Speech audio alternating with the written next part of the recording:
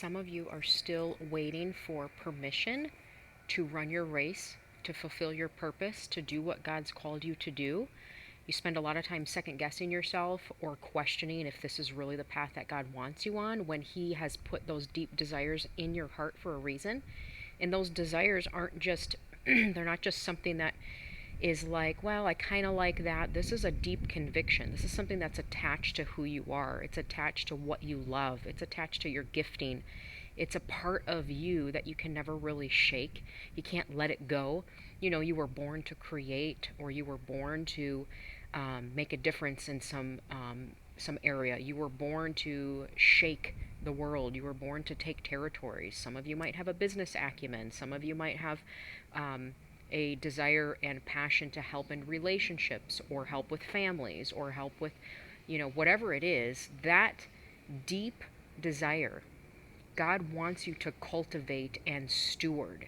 If you can start listening and stop apologizing and stop talking yourself out of those things, then you can start entering into the plans that He has really quickly, because we talk ourselves out of things with so many different reasons. Either we don't feel deserving, we don't feel prepared, we feel shameful, we feel ill-equipped, we feel like, well, I feel bad or guilty for wanting those things. So many people have made you believe that if you desire more or you want more in life, that you should feel bad about that. You should just stay happy with what you have and basically stay little, stay stuck.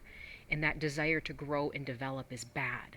And that's a lie. That's a lie. If you're believing that, that is a lie that the devil wants to keep you in, to keep you from running your race. The Bible talks a lot about reaching forward, running your race towards your goal, forgetting the past. Those are three major emphasis in the book of Philippians. Those are three major key points. Running your race, not looking back, and running towards the goal, and letting go of things. I think in Hebrews, letting go of the things that pull you down, the heavy things, and not looking back. I mean, we look back to see how far we've come. That's different than looking back and wallowing in a past season that God's already pulled you out of.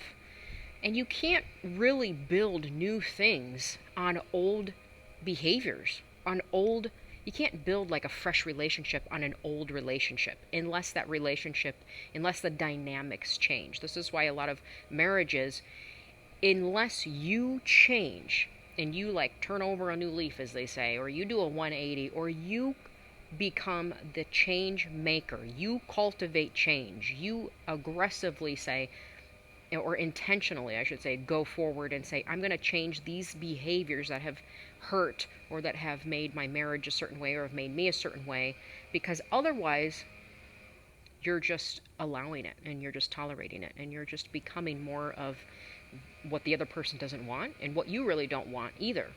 So it's an intentional way of living where you are connected with the Word of God. God wants you to, He doesn't say walk your race. He doesn't say wait for the right time. He doesn't say wait till everything lines up. He doesn't say wait till all your debts paid to make a move. He doesn't say wait until this happens, until your kids are a certain age or whatever. He says do it now. If that's what faith is, He wants you to jump out of the boat now. Now you don't do it without some wisdom and discernment, because He doesn't want you to run your race like a wild horse going in a bunch of different directions and being distracted. This is a confident decision to move forward. You are confidently moving towards your goal every single day. It's a move that you make day in and day out. Confident and controlled and orderly. It's not made with fear and a bunch of other random emotions. It's not chaotic feeling. It's orderly feeling. It's calm feeling. A lot of times our breakthrough is attached to those steps that we take. We think it's just going to be this all automatic, one day I'm going to reach this level out of nowhere. Well, though that could be the case, a lot of times it's through the preparation of something that you end up reaching that level. So it doesn't really come out of nowhere. It comes out of a building, and it comes out of patience, and it comes out of stewardship, and it comes out of obedience, and it comes out of letting go and surrendering all of the things God's trying to release from you. He doesn't want you carrying this heaviness around. And we all go through it. You're carrying someone else's heaviness. You think you're doing them a favor by carrying it and by making excuses for them and by justifying things and making excuses for yourself. And I can't do this because of this. He wants to strip those things from you. Let him do it. Let him bring you into the land he has for you, into the purpose, into the business, the sphere. Let him do let him help you do what you're called to do in this life. The Bible also talks about being alert and running to win. When you're not running to get distracted, or you're not going in a bunch of directions. This is why you have to have focus and clarity. What is your race? I know very deeply what God's called me to do. And though it might look different on a day-to-day basis, because I do a lot of design work, but the design work is basically the opening for other things. So I can't say, well, I'm not going to do this because I'm waiting for this. Well, one thing can lead to the other because it's all wrapped up in part of the process. But you have to be so aligned and have that deep conviction. This is what God wants me to do. I'm going to run my race, and stop apologizing for it and stop talking yourself out of it. If you can get to the truth is going to bring you freedom. Get to the truth of the things that are holding you back, as ugly and as uncomfortable as it is.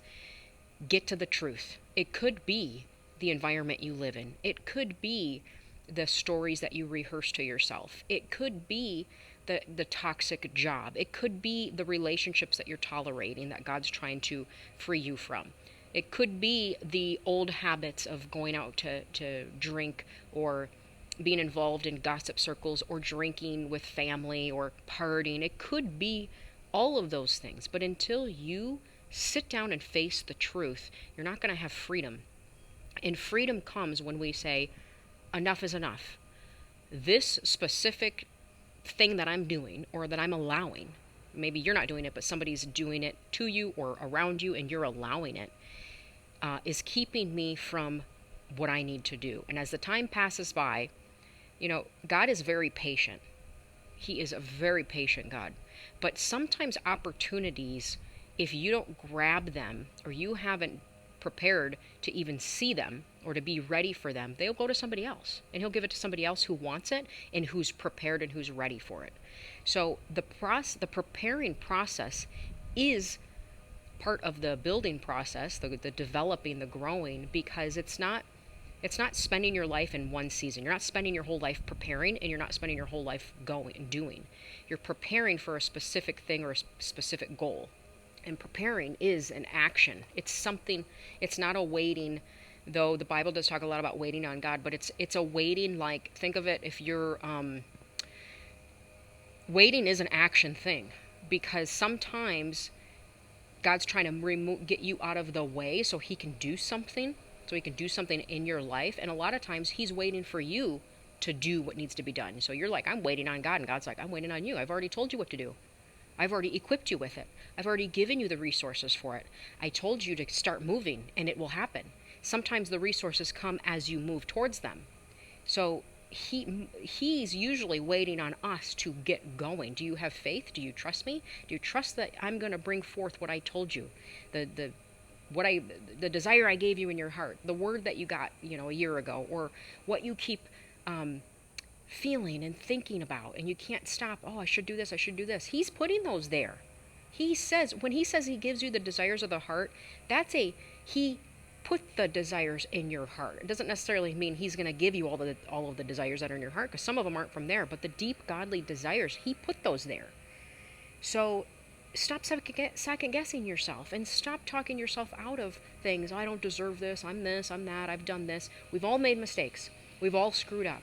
You can't change the past, but you can change the future. And so it's what you do now that matters. It's what you do from this point forward that matters. What changes are you willing to make? What things are you willing to do different? Are you willing to change your behavior? Are you willing to do things that go against what you've normally done? And are you willing to take a good look and good honest look at the areas that are keeping you stuck and put your foot down and say, no more am I allowing this anymore. I want to live in freedom. I want to run my race with Jesus, and I want to have everything that he died for me to have. And I want to fulfill my calling and fulfill my purpose in this life. It doesn't matter how old you are. God has a purpose for you, and he will take everything that you've gone through, every mess, every disappointment, everything, and he will turn it around and make something so amazing it will blow your mind. You just got to get going. Start running your race.